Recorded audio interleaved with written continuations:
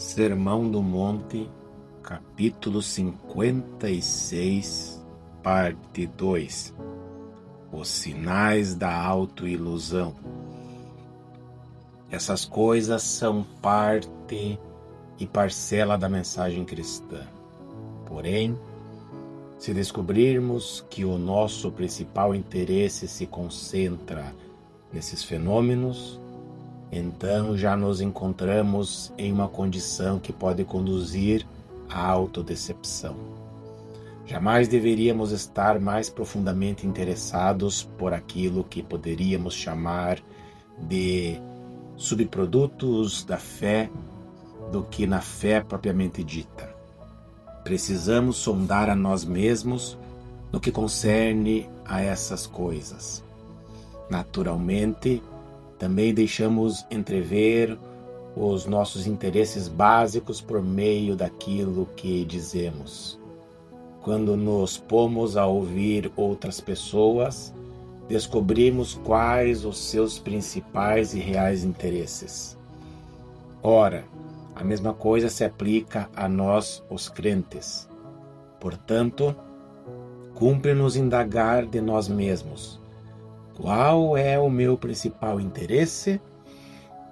Ou talvez seria demonstração de sabedoria conseguir que alguma outra pessoa nos examinasse e observasse. Sugiro que, se descobrimos em nós mesmos ou em outras pessoas essa tendência pelo interesse de nos deixarmos absorver pelos meios da graça e pelos fenômenos espirituais, ao invés de nos deixarmos absorver pela nossa relação para com o Senhor, já nos acharemos no caminho que, em última análise, conduz a essa temível autoilusão.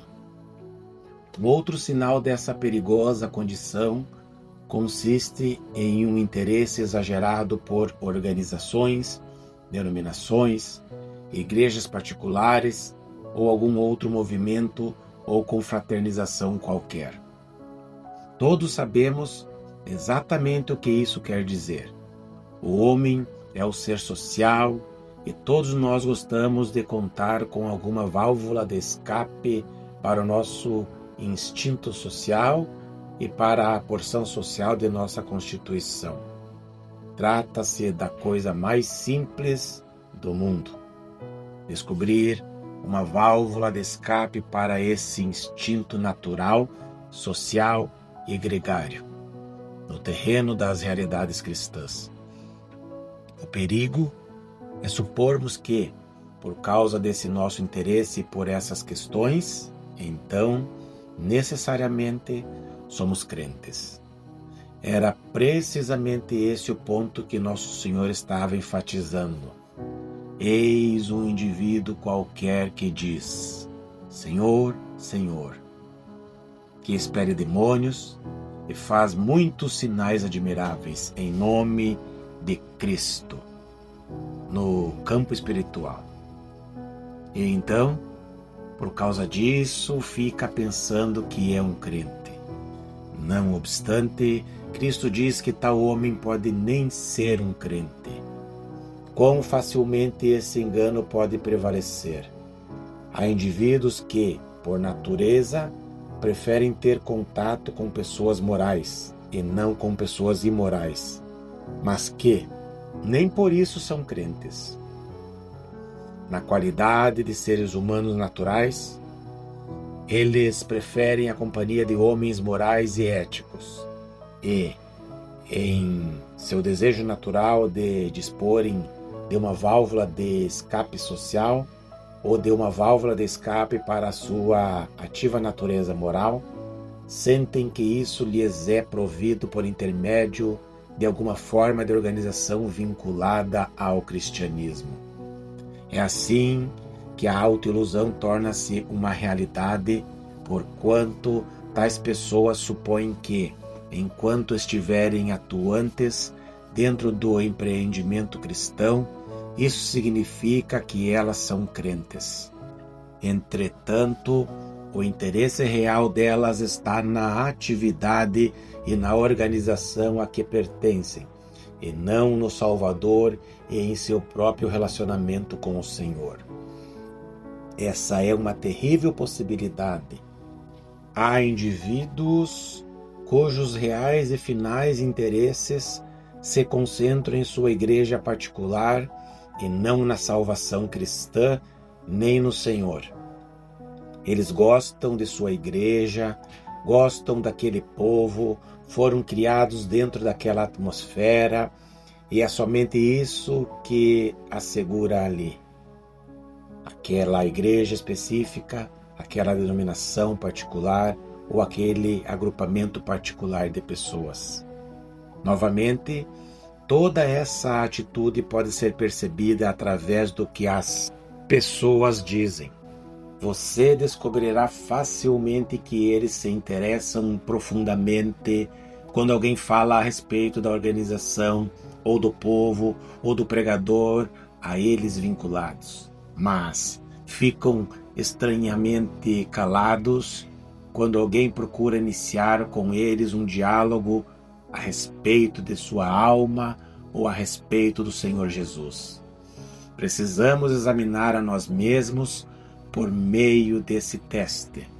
No que é que estamos realmente interessados? Estamos interessados em nosso relacionamento com o Senhor e em sua glória, ou estamos interessados somente por alguma dessas outras coisas? Um outro perigo, o qual é bastante comum, especialmente nos dias em que vivemos, consiste em nos interessarmos pelos aspectos sociais e gerais do cristianismo, e não pelo aspecto pessoal. Esse é um perigo que se tem avolumado especialmente no século atual. Muitas pessoas, hoje em dia, confrontadas pelos problemas desse país e da sociedade, afirmam cada vez mais insistentemente que o que mais se faz necessário é o ensino bíblico e uma atitude cristã para com esses problemas nacionais e sociais. Observe com atenção os estadistas e os políticos, incluindo alguns dos principais dentre eles. Embora seja fácil de averiguar que eles praticamente nunca frequentam algum lugar de adoração aos domingos, cada vez mais estão se utilizando dos vocábulos religião e cristão.